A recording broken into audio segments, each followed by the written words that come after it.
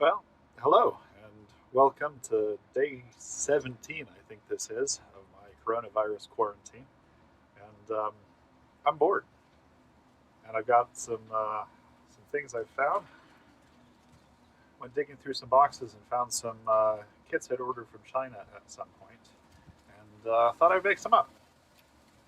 So let's see what we have here. So it looks like an ICL8038 board. I believe that is a signal generator. And yeah, looking over here, we got sine wave, triangle wave, square wave, and ground output on, can't tell if that's plus and minus 12 volts or just 12 volts. We'll have to play around and see with that.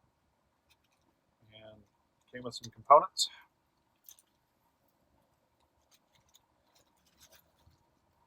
So there we go. Let's go ahead and get these sorted out a little bit. The 2K as our ICL chip, LED, electrolytic, all of our terminal blocks, little switch. Let's see, it's a 10,000 ohm pot and 20,000. So actually, that would be it's 104. It's a 100,000 ohm pot.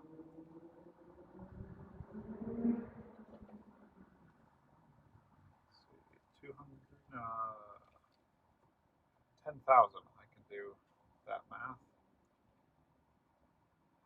And 33,000.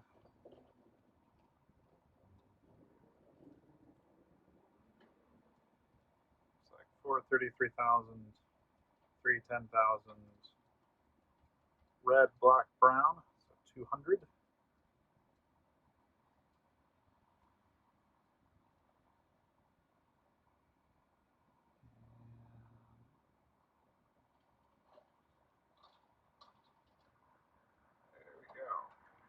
Cool. So let's go ahead and get the vise in here because I like working a little bit higher up. You can see that all right. Nice and firm in there, and we're going to start by putting in some 10,000 ohm resistors.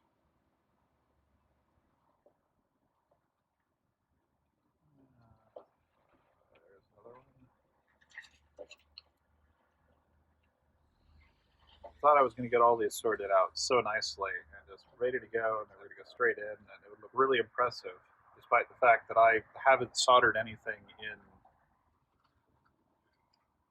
probably 18 months now. So yeah, let's see how it goes. I think it's good that I'm starting a through hole.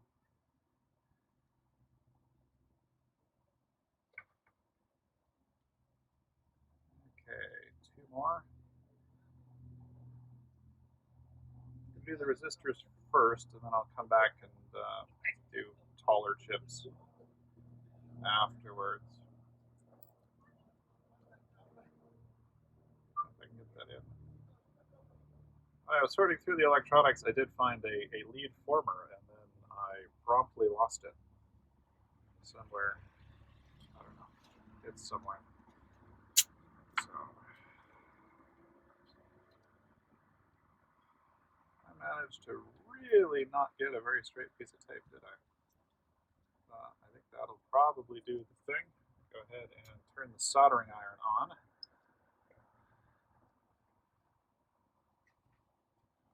Flip this over.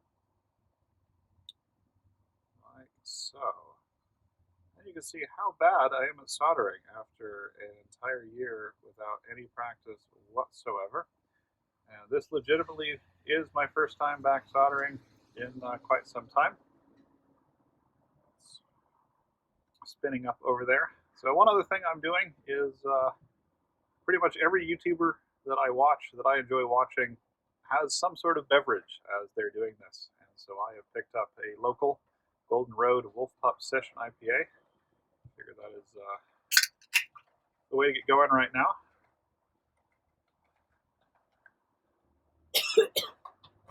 that out.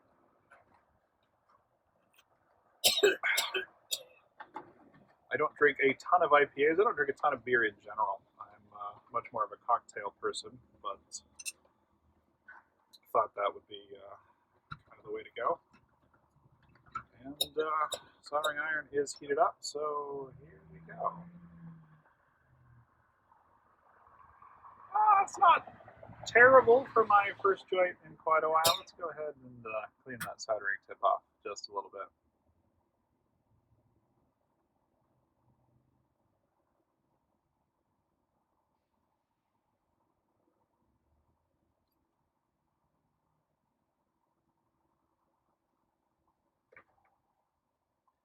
It's amazing how much of this is just pure muscle memory that, honestly, I don't have anymore. I'm going to go up a couple of degrees on the soldering iron. Actually, let's set up.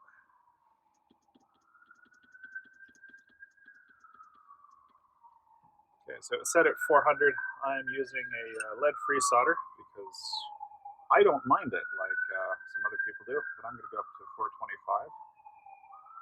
And, you know, maybe coming in for a soldering project back, maybe I should have used a leaded solder, but I don't have any. So there we go. It's not too bad. That leg's just not straight more than anything else. Okay, well.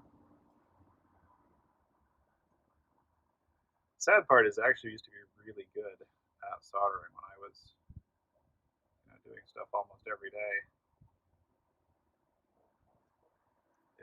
It certainly worked a lot better than it is for me right now. Although we're making some progress.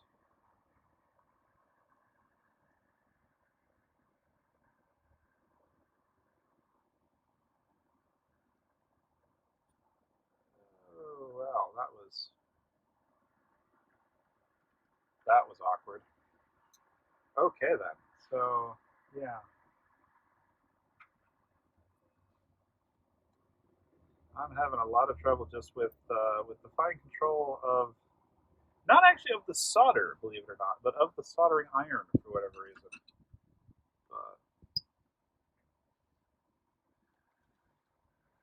You know, first time back, I am not upset with that. I can deal with that. Ooh, well, that's not a good joint. And let's just dab already cut it off, but we're going to try to dab a little bit more solder on that.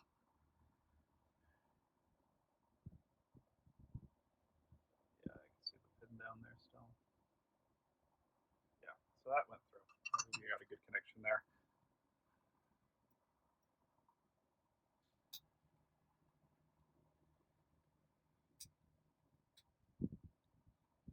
It's also interesting to note, unlike most other people doing soldering, I am outside because I don't have a workshop inside anymore.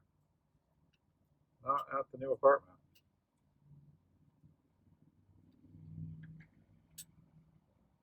Okay, yeah, that's not the greatest lead trimming I've ever done in my life. I acknowledge that. I acknowledge that right now. That is a thing. So I'm just going to put that tape back over there, and here we go. You're going to get me to watch me do some other probably terrible soldering. Yeah, I don't know what to say about that. It's just the way it is. So we're gonna grab these little dipped capacitors. Start with the 104s. That doesn't fit in those holes. Okay.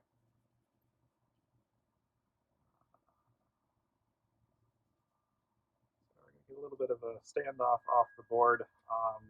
If you're really trying to do this well, you would actually put a little bit of a kink in it, so you'd come in.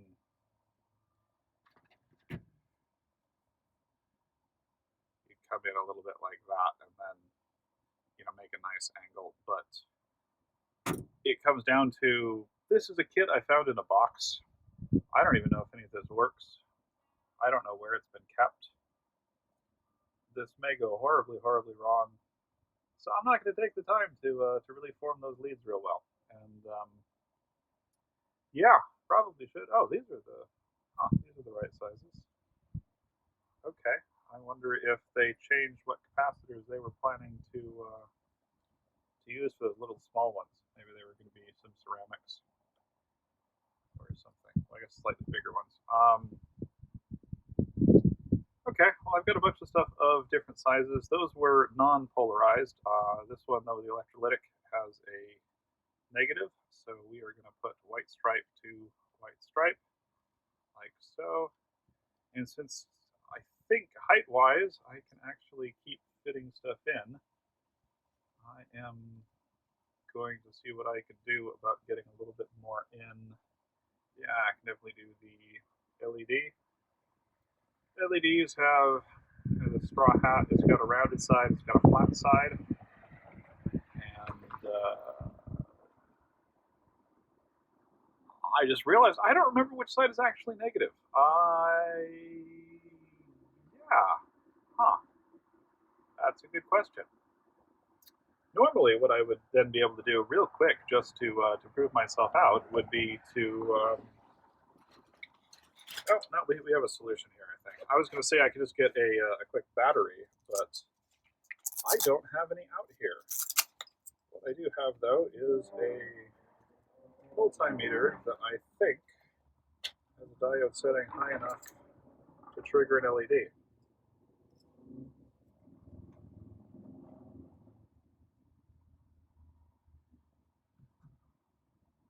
So let's go ahead and see if we can.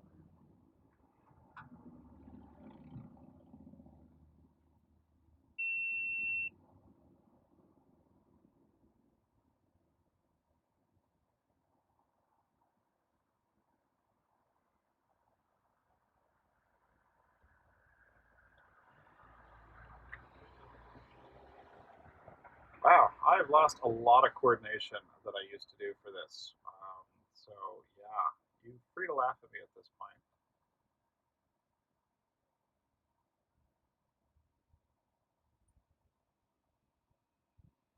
Okay, let's try it around the other way.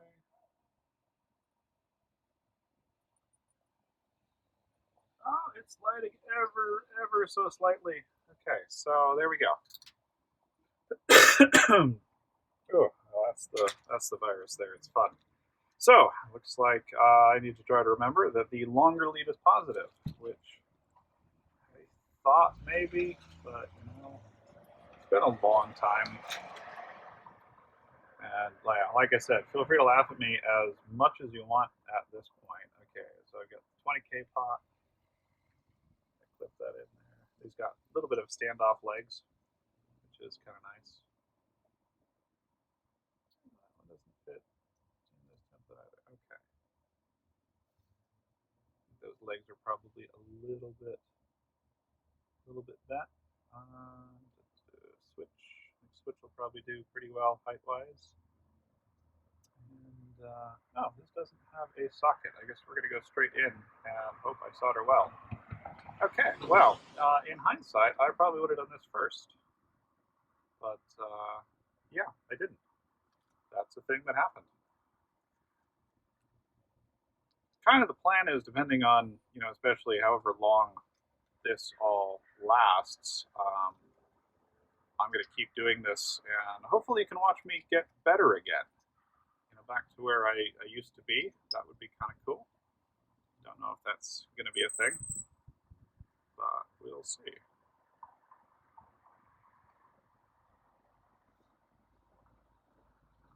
Okay, there we go. Push up to make sure that chip is all the way in, because I'm going to go ahead and solder it first.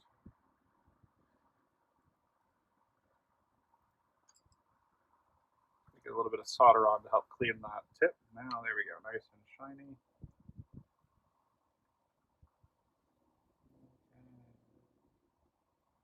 Oh, that's looking pretty good.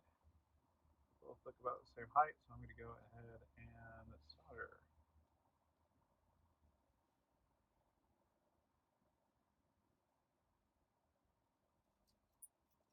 Come on, flow. Ooh, I bridged those. Okay, so if you bridge it, you see you can just kind of knock it away there with your tip, and that will go pretty well. And I tend to clean a little bit as I go. I think some of that's just the lead-free solder. I think kind of sticks on the tip a little bit differently.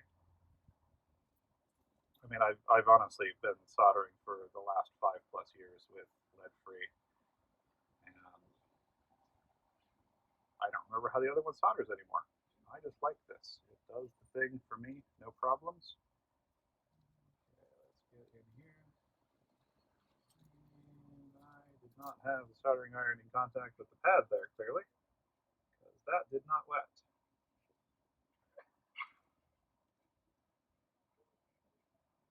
Ah, no, I'm not getting the solder into the vise. There we go. Cool. That'll do the thing. Let's touch that one up briefly. There we go. So the solder will, try to get in all of these places because it wants to, just the surface tension on it, just wants to wick in there like that. So you don't really have to be super perfect about how you're getting in there. And you'll get that nice fillet as long as you got good temperature and good contact with everything. A lot of people you'll see talk about how you're supposed to, not do straight on to your iron. Well, that's true. And so what they say is, go here and then like come to the other side. But you see, I'm doing that, and that doesn't do anything because a lot of the heat transfer, I burned that pad slightly, but a lot of the heat transfer actually comes through with the solder. So you come in, and then you bring your solder so it just contacts all 3 points, and there you go. Yeah, I think a lot of this is actually coming back to me. And that's the one I got flux on earlier. This is not going as bad as it was the first go.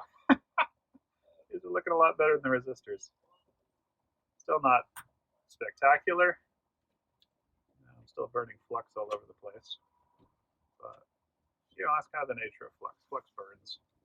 You come by with alcohol afterwards and, you clean it up. It doesn't really matter too much.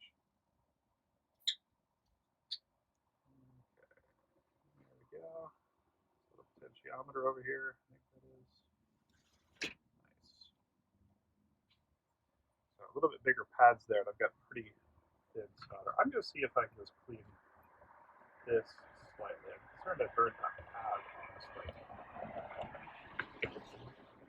So,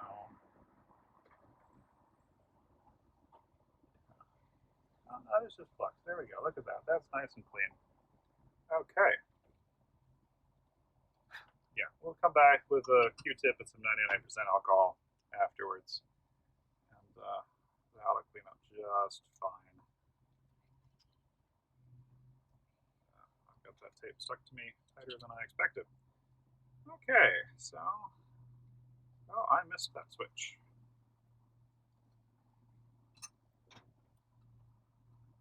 Where is that switch? Oh, it's down here. How did I miss that? I don't know. I don't know how I did that, but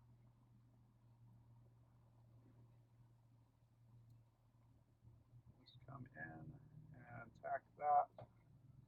So as long as you get one pin with some solder around it, you can come back and you can come here and you can reheat that, and then it'll go right in where you want. So now that that's hardened, the switch is nice and straight, and then you can just quickly clean up the other two, or actually quickly get some solder on the other two. Without melting the one you just did. That doesn't work. Okay. Well, that was kind of a lesson in how not to do it, but on the other hand, it did work. So we're gonna call that good for day 1 being back. And you do try when you're doing this not to get into the solder too much. It does cause some fractures in it, which don't do what I just did there is what it comes down to. both of those. Trying to get too greedy. That's one thing I have a tendency I try to do is I try to see how many pins I can get at one time. And yeah, don't do that. Okay, I'm going to touch up that one I cut into real quick. So just melt that again, reheat it, reflow it. Yeah, okay.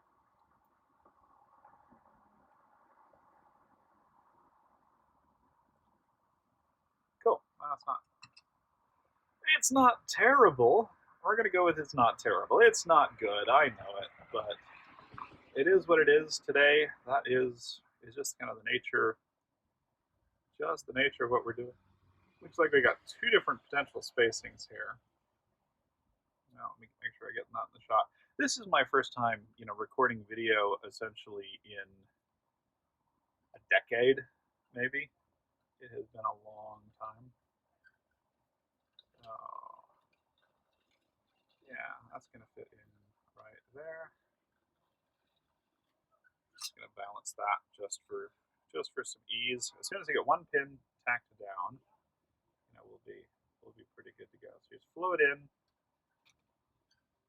and just watch it fall. Exactly like I was saying I would try not to do, but that's what I did.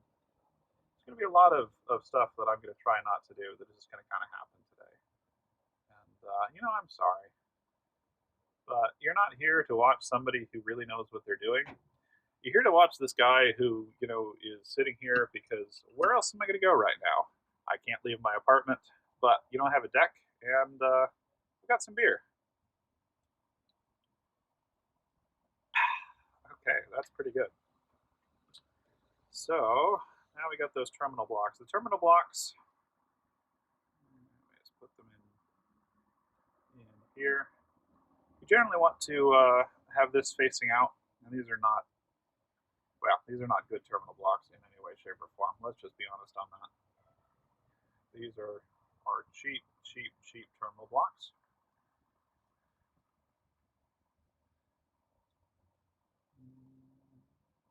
They kind of fit. Wow, they are.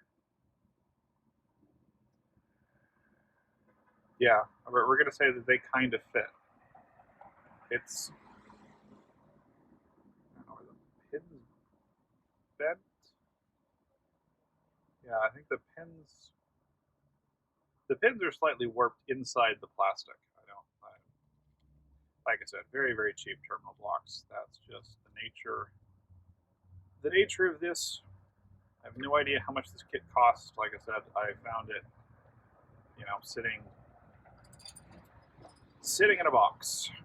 But I can't imagine I paid very much for it because I don't know. I don't know why I have this kit.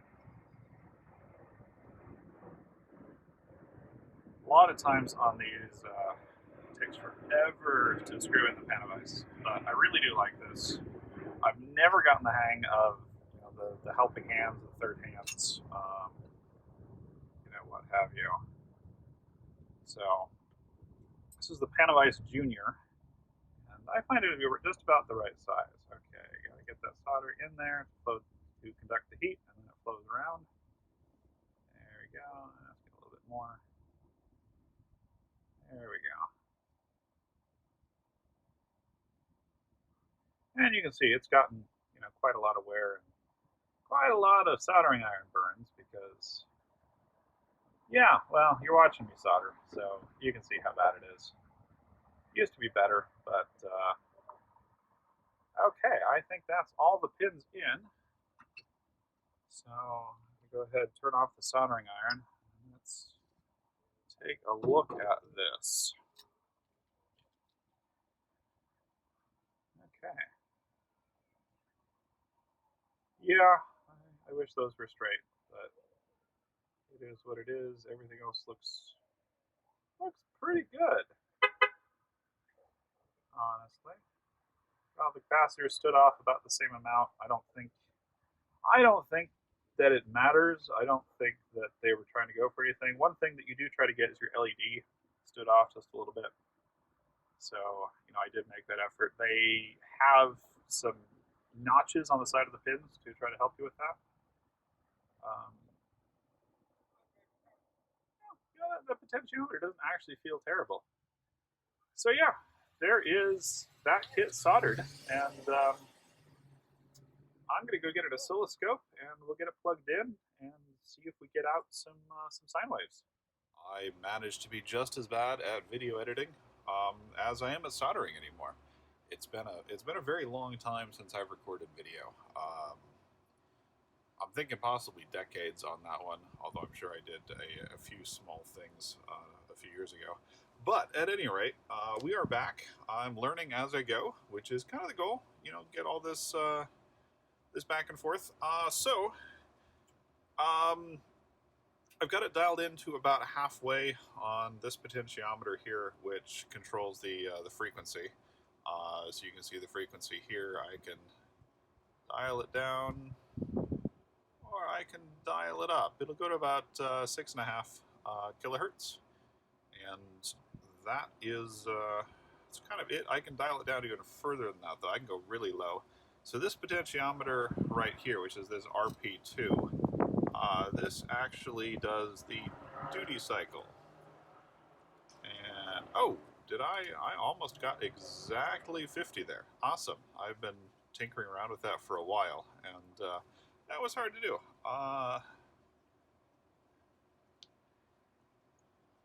And this RP3 one over here has a little bit of an effect on the duty cycle, but I'm not 100% certain on the square wave what it does yet. So let's bring in the triangle wave.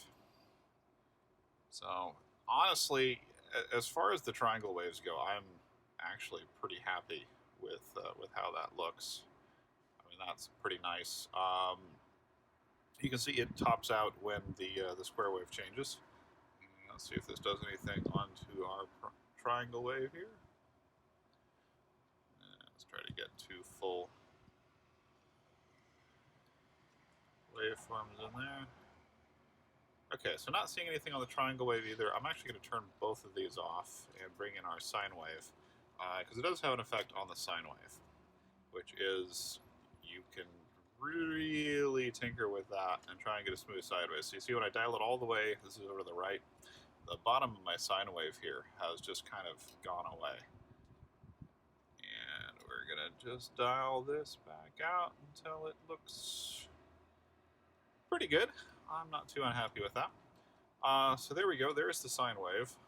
This switch here switches between the high bandwidth mode, which is what we're in right now, where we max out at that 6.5 kilohertz, and we can go to low. And we'll have to really dial our way back out here, because we're at 625 hertz, and that's as fast as it goes. So it's about a 10x multiplier between the two. And we can just dial it down. Some horizontal scaling going there.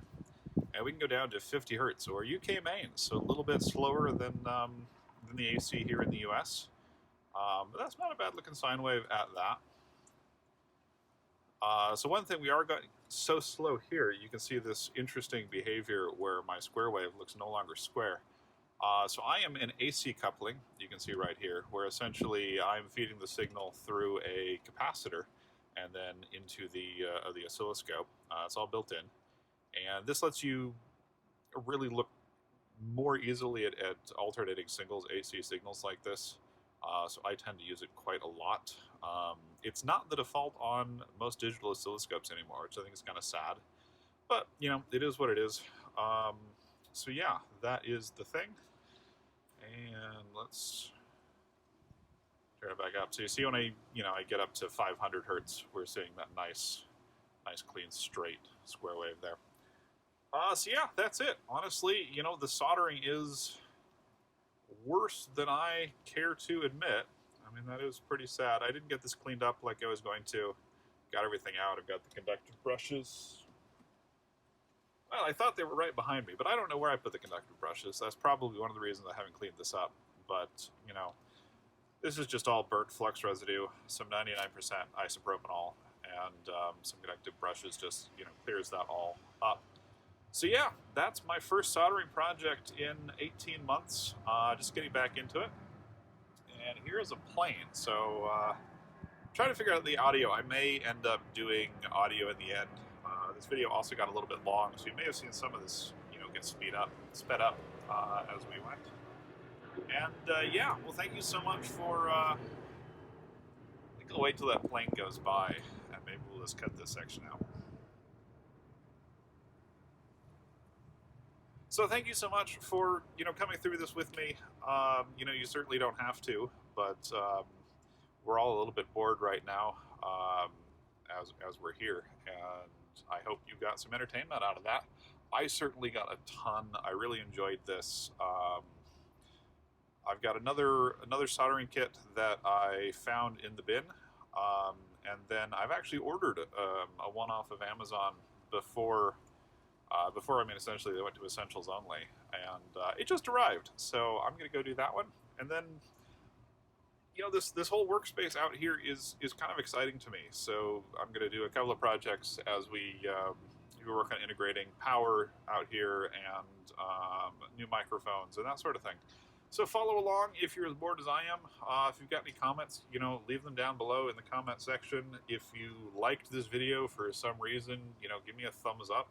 I know nothing about YouTube, so I don't know what that does, but I'm hoping it's helpful. Anyway, bye for now.